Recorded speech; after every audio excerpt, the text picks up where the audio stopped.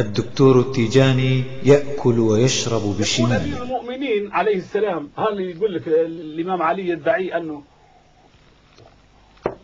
الحمد لله شريف الرضية التونسية كالعادة الدقلة التونسية أعزائي المشاهدين يا ابن حرام عليك، أنت مسلم تدعي أنت كمسلم تشرب ماء إلى اليسار وتأكل اليسار. الشيطان يأكل باليسار وأنت من أتباع الشيطان. اسكت يا شيطان، أنت ليش تأكل باليسار؟ اسكت يا شيطان. طيب أنا أكل باليمين هكذا. الدعوة سهل. خليك من الدعايات. اشهدوا يا مسلمين، اشهدوا رجل يدعي الإسلام ويأكل باليسار ويشرب باليسار ولا يفرق بين اليمين واليسار. أنا شربت الآن على كل حال. بسم الله الرحمن الرحيم. أنت عارف أخذت النبي صلى الله عليه وسلم يقول الشيطان يأكل باليسار وليس باليمين، وهذا بداية خضران. تعرف أنا أخذت المسلم لما ينبهوه بالحق يتبع، لأن النبي صلى الله عليه وسلم يقول الحكمة ضالة المؤمن. هو لحظة بالله، هو يقول الشيعة هم أهل السنة. هل الشيعة يقرون به؟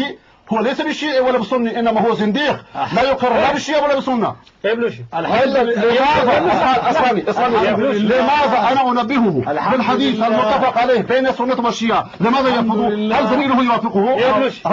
الحكمة ضالة المؤمن. أيوة. خلينا بهي الموضوع. الحكمة رسول لحظة عليه وعلى آله الصلاة والسلام. هذا تمر تونسي جميل من أجود أنواع التمور. مشهور. إيه مشهور. دقلة ولذا نحن نستغرب على تونس أوجد مثل هذا. تمره جيد وهو يأكل اليسار. نستغرب ذلك. أولا أنا ما أكلت على اليسار، كلما في مسجد أخذت بهذه اليد ونقلتها إلى لا، وأنت شربت بالأمس باليسار. شربت بالأمس باليسار، هو ما كانش موجود بالأمس. لا، شفت صورتك. اعترف الحق أحسن لك. أنت بالبداية